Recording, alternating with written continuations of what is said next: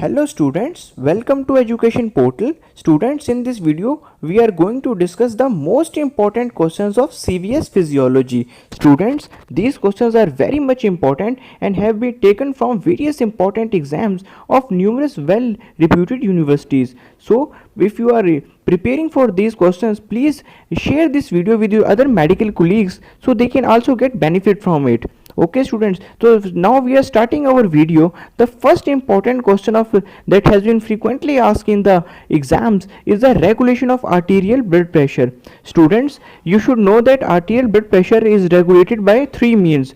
The first mechanisms comes in the category of short term regulation. The second category of regulation mechanisms are intermediate term, and the third comes in the category of long term mechanisms of arterial blood pressure regulation. Students, you have to memorize all the three types of arterial blood pressure regulation mechanisms, and the most important mechanism of arterial blood pressure regulation that has been frequently asked in the exams is the RAS. What is RAS? Renin angiotensin aldosterone axis. It is very important questions of CVS Physiology. Student, the next important question of CVS Physiology is the circulatory shock. Student, you must know the definition of circulatory shock. Then you should know what are the types of circulatory shock. You should have a good idea of what is meant by hypovolemic shock. You should have a good idea of what is meant by anaphylactic shock, and you should have a good idea of other types of circulatory shock like obstructive shocks and distributive shocks. Students, the next important question of CVS Physiology is the events in the cardiac cycle. Students, you should know what are the events in the cardiac cycle and should be able to draw a diagram of the events in the cardiac cycle. Students, it is frequently asked in the exam, so prepare it very well. Student, the next important question of the CVS Physiology is the heart sound. Students, there are four heart sounds that are very important, and you should be able to know the reason of the heart sound. For example, the closure of the semilunar valve produces which sound? You should be able to know that. And the most important question from the heart sound is the gallop rhythm. Student, you should be able to know what is meant by gallop rhythm and what is the cause of gallop rhythm. It is very important question. Students, the next important question is murmur. You should be able to know what is meant by murmur, and students, what is the reason of a murmur.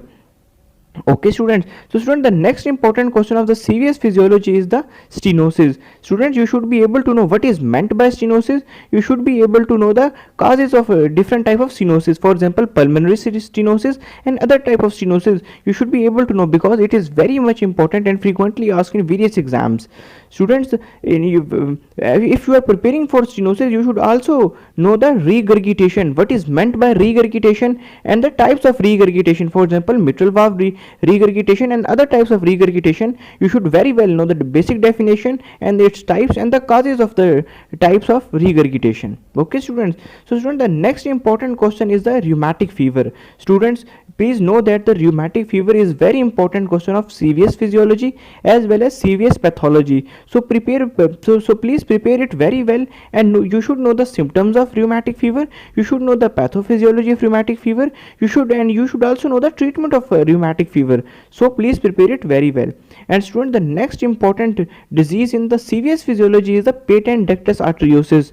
Student, you should be able to know what is the cause of patent ductus arteriosus. You should be able to know what are the changes in the body if a patient is suffering from patent ductus arteriosus, and you should be able to know what is the possible treatment of a newborn if he is suffering from patent ductus arteriosus. Students, it is very important question, so please prepare it very well.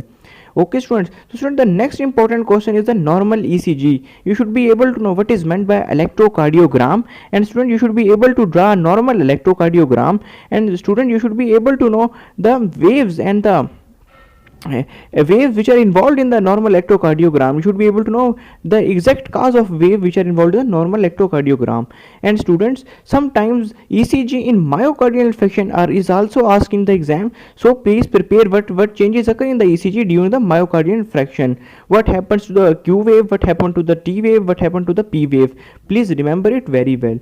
Student, the next important question of the CVS Physiology is the hypertension. What is the cause of hypertension and how it develops? And the most important question of CVS Physiology is Frank-Starling law. Student, you should be able to know what is meant by Frank-Starling law, and student, you should be able to know what is the purpose of Frank-Starling law and what does the Frank-Starling law says. Student, these were very important questions of the CVS Physiology, and if you prepared these questions very well, you should score good marks in the CVS Physiology. Students, we will meet in the next video. That's it in that video. So give me permission to leave. Thank you, thanks a lot.